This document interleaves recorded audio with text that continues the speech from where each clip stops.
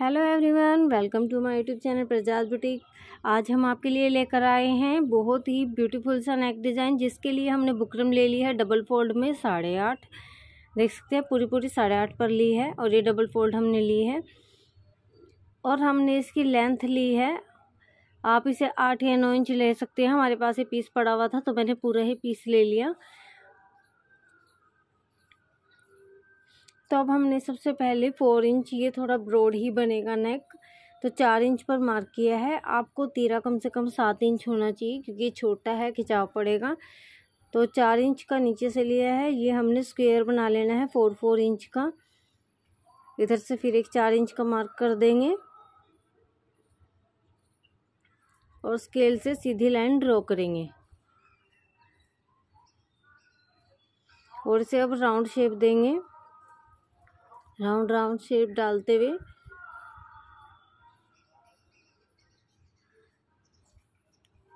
इसके बाद हमने इसको हाफ इंच हाफ इंच पर रखते हुए निशान लगा देना है।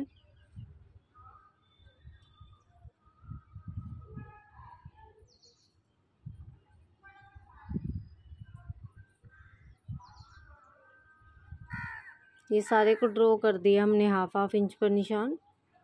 अब हम इसे भी मिला देंगे, सारे जो हमने निशान ड्रॉ किए हैं।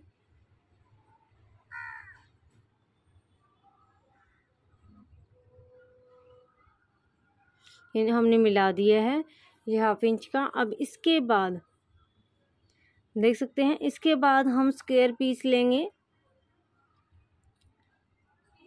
हमने 1-1 इंच का या 1.25 इंच का, जितने मतलब आपको स्क्वायर ट्रायंगल अच्छे बनाने हैं, ट्रायंगुलर बनाने हैं हमने इसमें, तो हमने 1.25 इंच का एक पीस ले लेना है और इसे ऐसे करके पूरा हमने देख लेना है ये बड़ा छोटा या फिर क्या हो रहा है। तो ये इक्वल है, हम इसे रखेंगे अभी। और ये 1 इंच का था तो मैं 1.25 इंच का ही लूँगी, जिससे हमारे ट्रायंगुलर हैं अच्छी शेप में दिखें। तो 1.25 इंच का मैं दूसरा पीस काट रही हूँ। आप 1 इंच का लेना चाहे, छोटा ड्रॉ करना चाहे तो 1 इंच का ले सकते हैं।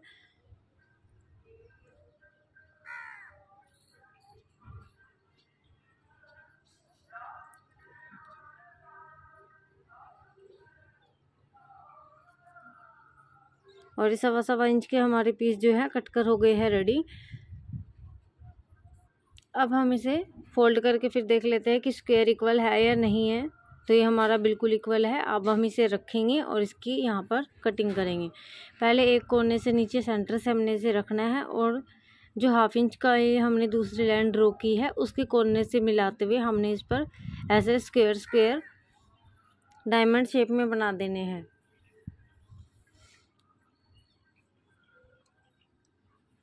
सारे ऐसे ही ड्रॉ करते हुए जाएंगे।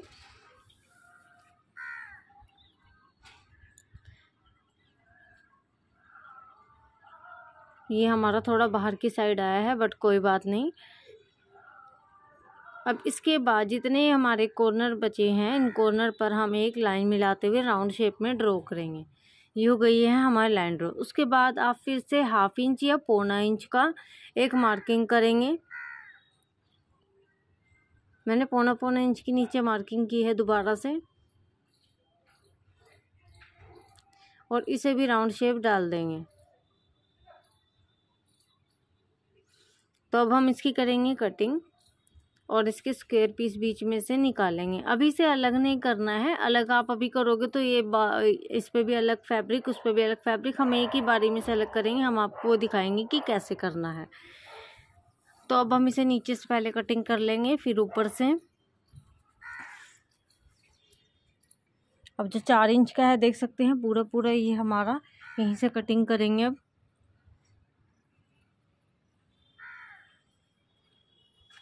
ये हमने कर लिया कटिंग। अब हमने इनके जो ये स्क्वायर पार्ट हमने कॉलम बनाए थे, इन पर हमने ऐसे कट लगाने हैं। डबल में ही है अभी हमारा फैब्रिक और इकट्ठे हमारे सारे कटिंग हो जाएंगे। तो ऐसे पहले इन पर हमने कट लगा के इसके बीच के पोर्शन को निकालना है।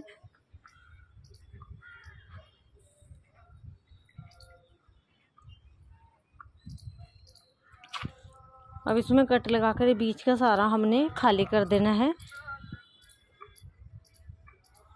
ये हमारी शेप बिल्कुल भी इधर उधर नहीं होगी और एक्यूरेट हमारी जो है शेप बनकर आएगी और बहुत ही प्यारा इसका लुक आएगा।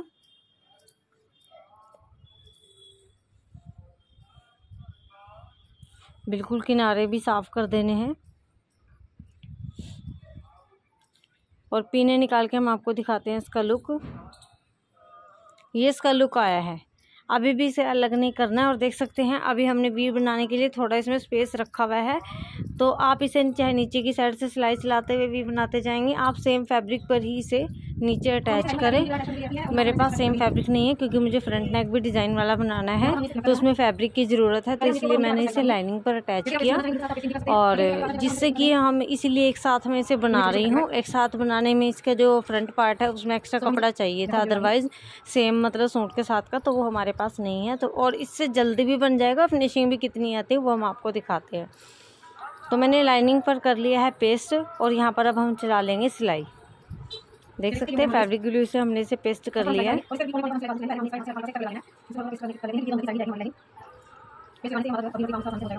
आप चाहे तो इन कोनों को भी ऐसे हल्का हल्का पेस्ट कर सकते हैं जिससे ना हिले, बट इसकी जगह सिलाई भी चला सकते हैं सेंटर में। अब हमने ऊपर नीचे सिलाई चला ली है, पर ये ऊपर की सिलाई हमें बाद में खोलनी पड़ेगी, इसलिए थोड़ा मोटा थ्रेड आपने चलाना है क्योंकि ये हमने अलग करने हैं नेक, और इसी ही मतलब नेक के कपड़े से ही वो ऊपर वाला पार्ट हमारा जो आएगा, मतलब जो हमारा सूट में फैब्रिक है जॉइंट, अभी उसी से हमारा ऊपर वाला पार्ट आएगा। देखते जाइए कैसे इसमें कम कपड़े में ही हम बहुत अच्छा डिज़ाइन बनाएंगे। तो अभी हमने शर्ट की बैक पार्ट की जो फ्रंट मतलब सेंटर पर एक टक लगा लिया है और इसकी भी सेंटर को सेंटर से मिलाते हुए बीच में चला देंगे सिलाई। तो पहले एक बार पहले सेंटर पर सिलाई चला लेते हैं हम इसके। ये हमने बीच में सिलाई चला दी है जिससे ये सेंटर पर ही रहे। इसके सेंटर पर सिलाई चला लिया है और हमें शर्ट का भी एक बार सेंटर करके देख लेना है कि सही है या नहीं है। इसके बाद हमने ऊपर भी फिर से एक रफ स्टिच चलानी है।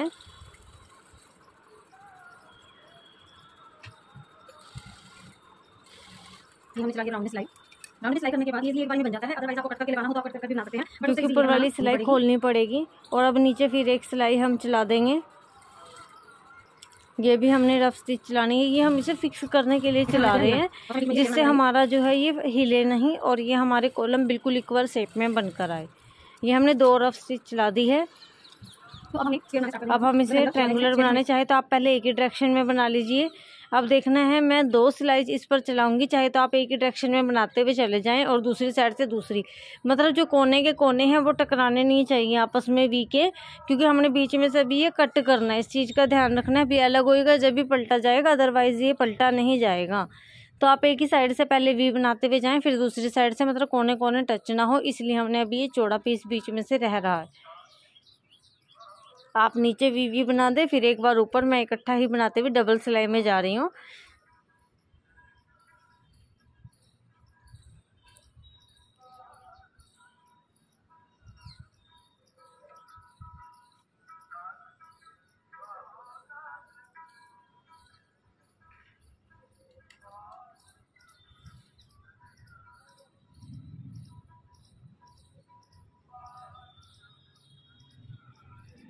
आप चाहे तो यहीं से वी एक पार्ट पर और एक वी दूसरे पार्ट पर बनाते हुए ट्रायंगुलर शेप बनाते हुए कर सकते हैं, बट मैं इकट्ठा ही कर रही हूँ।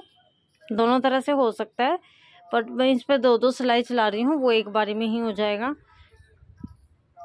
ये देख सकते हैं 2 सिलाई चला रही हूँ, जिससे जब हमारी कटिंग होगी तो ये कटिंग नहीं होंगे, मतलब वी अलग अलग ही रह जाएंगे ट्रायंगुलर हमारे।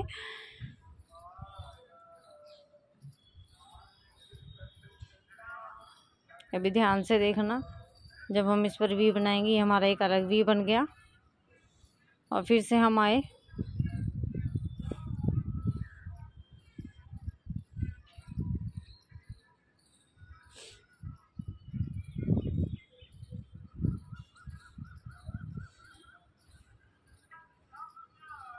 एक बार फिर से हमारा अलग वी बन गया, इसलिए हम इस पर डबल स्टिच चला रहे हैं। आप चाहे तो सिंगल चला लीजिए, बट इससे हमें एक्यूरेट फिनिशिंग देनी है, बिल्कुल हमारा कपड़ा इधर उधर से निकलना चाहे, इसलिए हम ऐसे ही चला रहे हैं।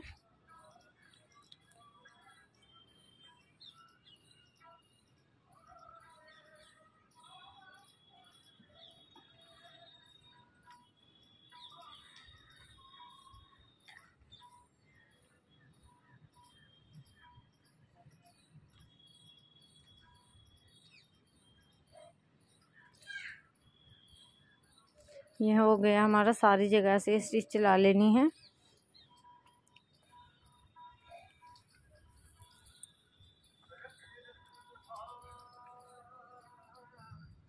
और ये हो गई है हमारी सिलाई लगकर रेडी। आप ऐसे वी भी बना सकते हैं, जो एक बारी में ही बनाना चाहिए, एक बार इधर से एक बार इधर से। तो अब देख सकते हैं हमने क्या करना है, हमने बीच के कपड़े को निकाल देना है पहले फिनिशिंग के साथ। फिर इसे जो हमारे कटिंग जो सेंटर से करनी है नेक की, वो बाद में करेंगे। तो पहले हम इसके कॉलम को खाली कर लेंगे अच्छे से।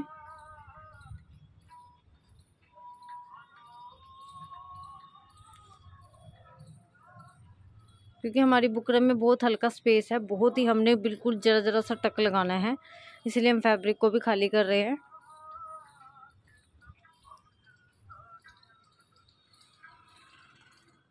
ये हो गया हमारे फैब्रिक खाली। अब हम नीचे की साइड से आपको दिखाते हैं कि हमारी सिलाई है, और इस सिलाई को निकालते हैं। जो हमने रफ स्टिच लगाई हुई थी वो दोनों सिलाइयों को निकाल देना है, ऊपर और नीचे वाली। ये जब भी फोल्ड होगा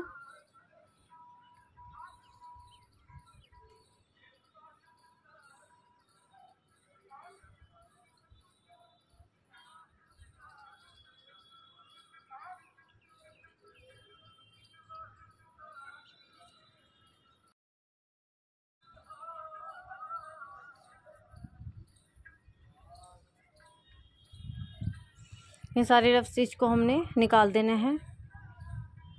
ये निकाल दिए हमने रफ स्टिच, और उसके बाद अब हम सेंटर में टक लगाएंगे और ये ऐसे पलटा जाएगा। तो पहले उससे पहले हमने लगाने हैं कट। उल्टी साइड से हम देखेंगे, जहाँ जहाँ हमने कन्ने से कन्ना मिला के वी बनाया हुआ है, वहीं पर हम सेंटर पर देख सकते हैं बिल्कुल सेंटर से कट लगा रहे हैं, दोनों सिलाइयाँ हमारी बच जाए। तो हमारी सारी सिलाइयाँ बचती हुई जा रही हैं।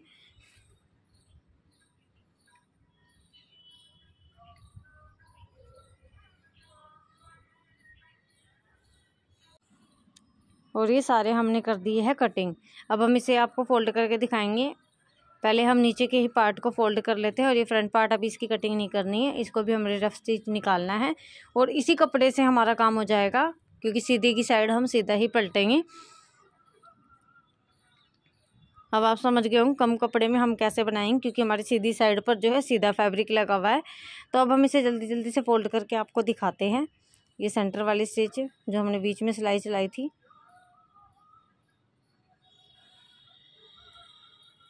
ये इजीली फोल्ड हो जाएंगे, कुछ भी कपड़ा बाहर नहीं निकलेगा। क्योंकि हमने पहले आपको बताया है कि हमने डबल स्टिच ऐसे चलाई है कि कटिंग होने के बाद कोई कपड़ा बाहर नहीं निकलेगा।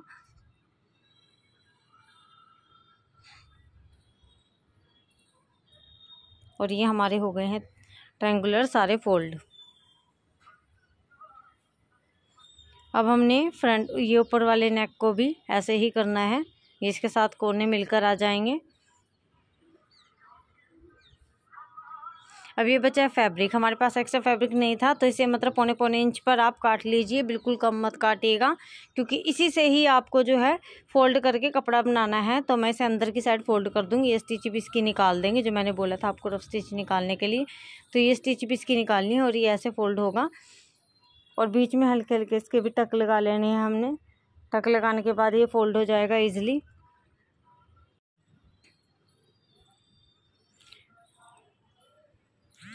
और इसी भी हम ये रफ स्टिच को रिमूव कर लेंगे।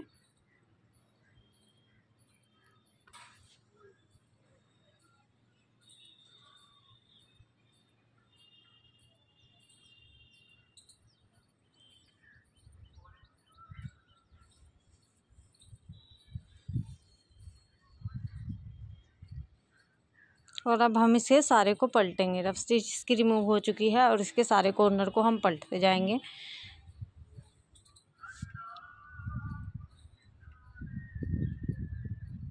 और इस पर टक लगाकर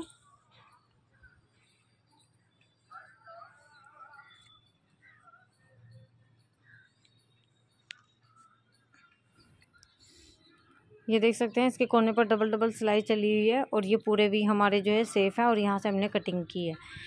तो अब हम इसे ये देख सकते हैं सारे ऐसे ही हैं। तो सेंटर की सिलाई भी रिमूव करके कट लगाने के बाद इसे अच्छे से इसके कॉर्नर को बाहर निकालेंगे। कपड़ा नहीं फटना चाहिए, क्योंकि पीछे ओनली लाइनिंग का फैब्रिक है। और ये हमने बाहर निकाल लिया है सारी एज को, और देख सकते हैं हमारे पास ऊपर जो है शर्ट का ही फैब्रिक आ गया है, सेम फैब्रिक आ गया है। और हमने इस फैब्रिक को जो हमने 1.25 इंच का पीछे मोड़ा था उसे हमने फोल्ड करके जो है फैब्रिक ग्लू लगा ली है और प्रेस करके कर लिया है सेट। और अब हम इसे ट्रायंगुलर पर चलाएंगे दाब की सिलाई।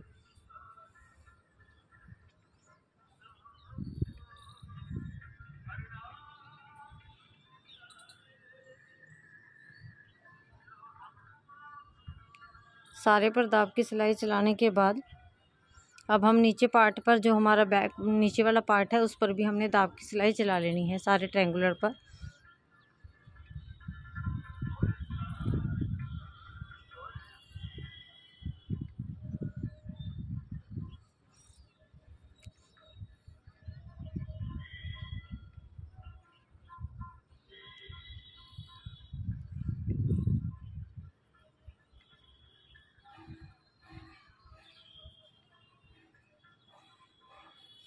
ये हो गई है हमारी सारी दाब की सिलाई चल चुकी है।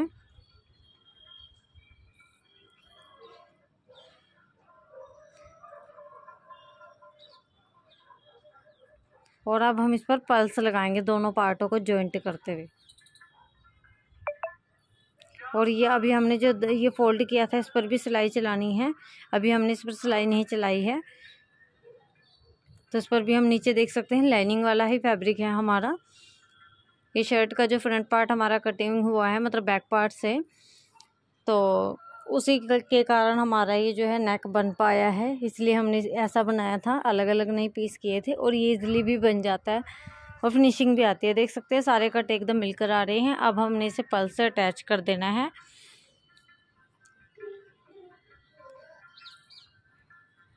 तो हमने ऐसे नीचे से नेक के अंदर से भी नेक ओपन है तो वहाँ से लेनी है, निडल निकालनी है, निडल ले ली है। और हमने इस पर कॉपर कलर का जो है कंट्रास्ट है और उस पर कॉपर कलर के ही हम पल्स ले रहे हैं।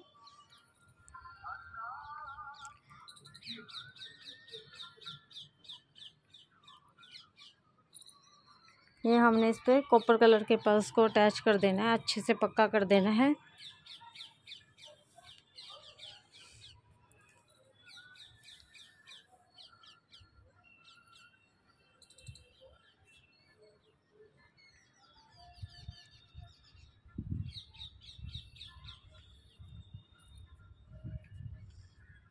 और हमने इस पर गिठ लगा देनी है।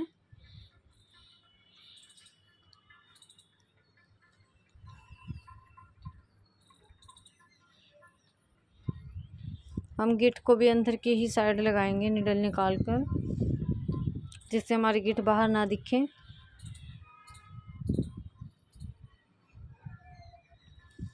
ऐसे ही अब हमने दूसरा भी कर लेना है।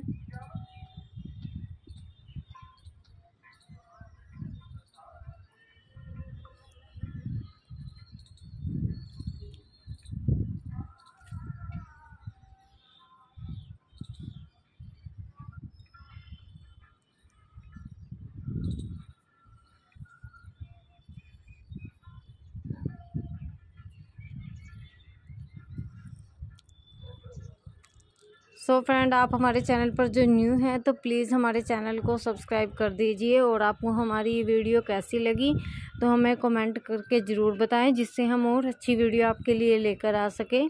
And please support me guys.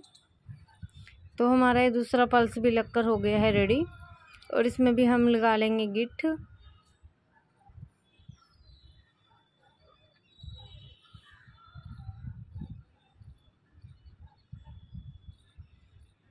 जो इस वीडियो में आपको कोई भी डाउट लगता है आप कमेंट में पूछ सकते हैं। हमने ऐसे ही सारे कॉर्नर को जो है मिला लेना है। सो हम सारे पर्ल्स ऐसे ही लगा लेंगे। ये देख सकते हैं कितना ब्यूटीफुल सा नेक बनकर रेडी हुआ और बिल्कुल फिनिशिंग के साथ, और उसी कपड़े में से। और हमारे पास फैब्रिक भी कम था और भी फ्रंट फैब्रिक में मतलब फ्रंट नेक में भी हमने बहुत अच्छा डिज़ाइन बनाना है। So friend, please support me and thank you for watching.